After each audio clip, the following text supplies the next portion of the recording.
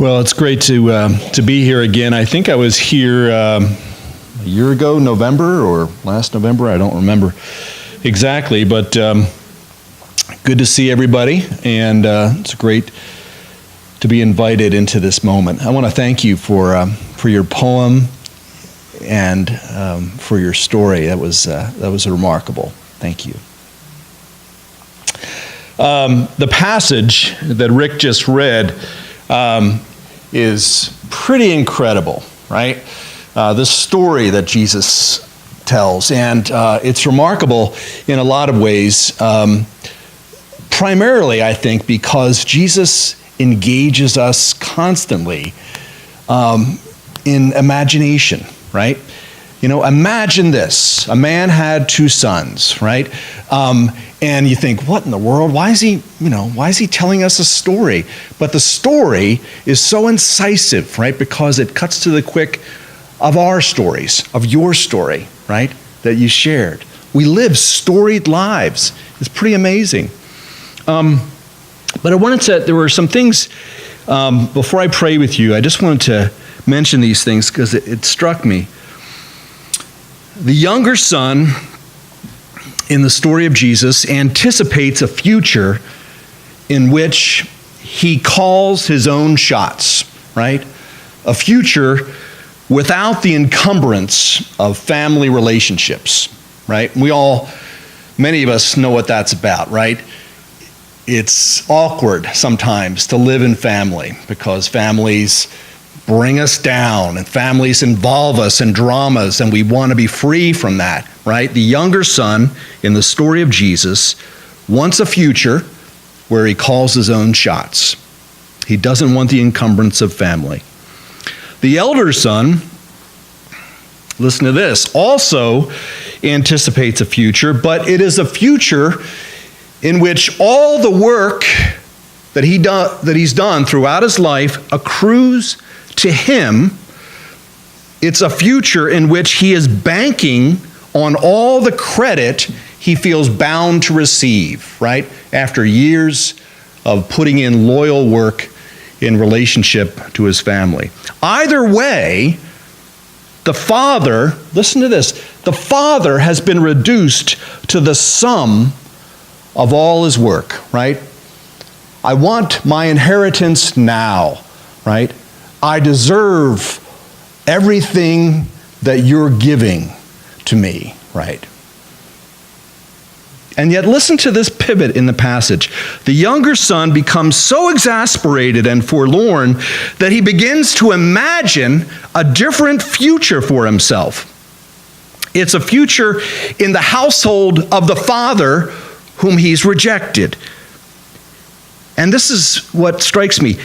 He rehearses a speech while he's still far away. And the speech goes like this: Father, I've sinned against heaven, sinned against God, and before you. He's rehearsing this speech. He's going over it again and again in his mind. But the text says, before he gets to deliver that speech, the father, with his heart pounding, runs to him, embraces him, doesn't even listen to the speech, throws him a party. In this sense, I say to you, as I start, the Father represents God, running from the future, anticipating the redemption of all family relationships, not discounting the things that have happened in the past, but redeeming them, showing the meaning and purpose of all that pain and all that suffering, redeeming the broken, dead-end pieces of our lives. So I just wanted to say that because it struck me as pretty powerful here in 2016. Families, and this church family, involved in so much drama. Let me pray. Gracious God, may the words of my mouth and the meditations of all of our hearts be acceptable to you, our rock and our Redeemer. There's a door, isn't there? There's a door. In Luke 15, There's a door that's barely mentioned, and yet we know it's there. It's there for the partygoers to pass through as they celebrate the return of the prodigal son. There's a door.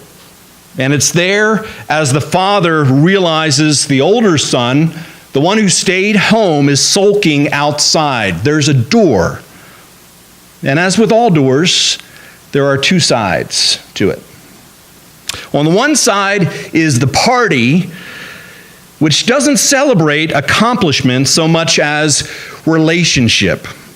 And on the other side, there is fear of what this returning and renewed relationship might mean. Let me say that again. On the one side of the door, there is celebration, not of accomplishment, but of renewed relationship.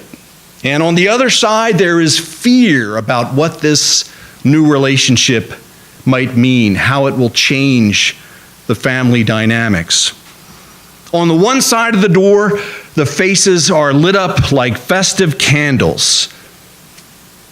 On the other side of the door, the arms are folded, the brows are furrowed, the veins are popping, and the body language resembles a dark corner of a dark shed in which all the muscle memories are storing tools that say, let's keep things as they are. And so I want to talk to you about change. Here at Origin, I know that you have experienced much change over the years, and perhaps there's change in your future too. I want to talk to you about grief and fear that comes with that change. Ponder this. All of the following happens in the imagination of Jesus around the door. The older brother stalked off in an angry sulk and refused to go in. His father came out, tried to talk to him, but he wouldn't listen. The son said, "Look, how many years have I been serving you, never giving you one moment of grief, but you've thrown a party. You've never thrown a party for me and my friends.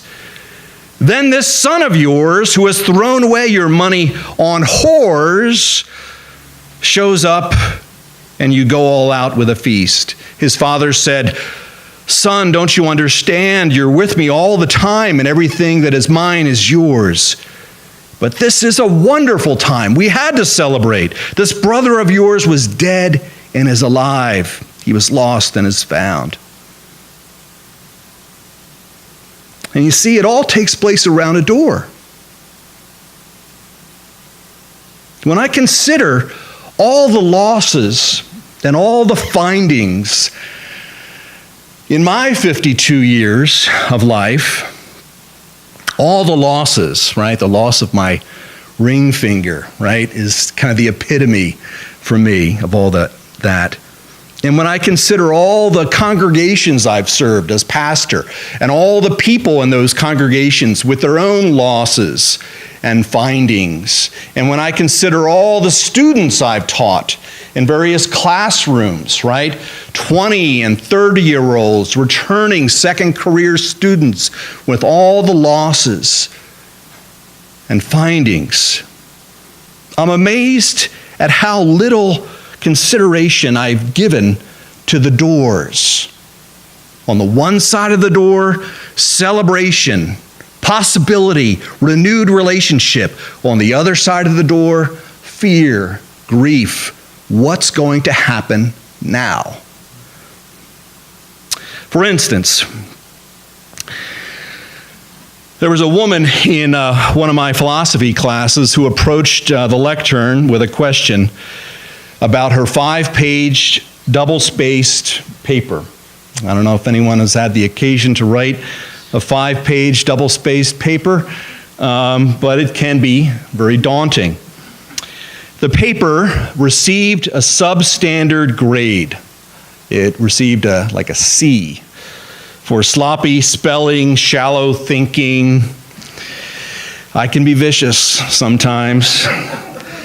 And when she asked me, she was doing it in a very sincere way. When she asked me how she could do better, I started in, and her eyes started to well up with tears.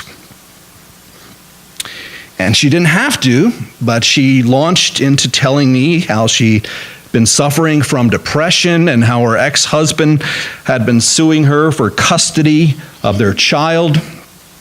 And then I glanced at the paper, right? She's talking to me about this, and she holds up to me her paper. And I noticed some words in block quote. These weren't her words. These were the words of a philosopher, Soren Kierkegaard. When you open the door which you shut in order to pray to God, the first person you meet as you go out of the door is your neighbor whom you love. When you open the door that you shut in order to pray to God, the first person you meet when you go out is your neighbor whom you shall love. And immediately, see, I just kind of glanced at this. Immediately, I had this strange epiphany. If I were standing at the entrance or the exit of a church right then and there, I wouldn't be talking to her about spelling mistakes or shallow thinking. I'd be talking to her about what's next, about possibility, about future wholeness at the door. And then, of course, there's a moment, I may have shared this with you before. I was saying to Cheryl that I think I'm running out of stories because I'm repeating myself sometimes. But there's a moment in the African American church in downtown Philadelphia several years ago.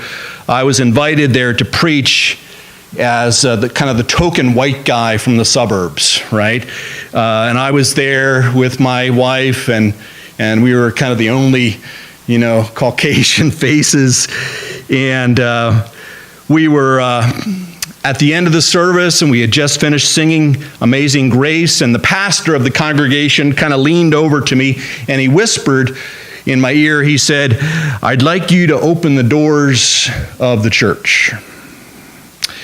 And I thought to myself, don't they have ushers to do that?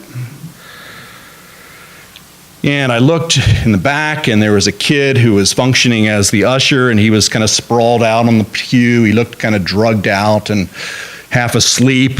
And so I gave the benediction, and true to form, I did what I was told. I immediately stepped down the stairs and walked up the aisle to the back of the church, and I opened the creaky old door, and the dampness of the air outside came rushing into the sanctuary, and we could hear sirens and cars honking and drunken neighbors shouting. And I turned back toward the congregation, and they were all laughing in my direction. It turns out that the phrase in that church, "open the doors of the church," is meant figuratively, not literally. They wanted me to kind of say, if there's anyone here who hasn't accepted Jesus Christ as Lord and Savior, please come forward and we'll pray for you. And I laughed at myself, I guess, and felt awkward. He meant it figuratively, open the doors of the church, and I took it literally. But here's my insight into that. Are these doors, figurative and literal, always one or the other? Exactly where are the doors of this church? Sure, there's a literal door there, there's another door there. Exactly where are the doors of the church where the Spirit comes and goes? Somebody, please tell me. The original word for church, as I'm sure you've heard from Red Hawk and others many times, the original word is ekklesia, right? Ekklesia. It means called out ones. Called out ones. And so here's my sense. My sense is that the doors through which the Spirit passes, they appear, they happen as the called out ones of God meet the prodigal children. They happen. The doors appear as the called out ones meet the disgruntled children who are so fearful about what this grace change is going to mean. Doors happen. They are events of the imagination. The Apostle Paul, as well as Luke, the writer of the Acts of the Apostles, refers fairly often to doors, both figurative and literal. In Acts 16, we hear about Paul in jail. He's in jail, and he and Silas are singing hymns inside the jail when suddenly there's an earthquake, and the text says the doors of the prison opened. Whoa, right? We're prisoners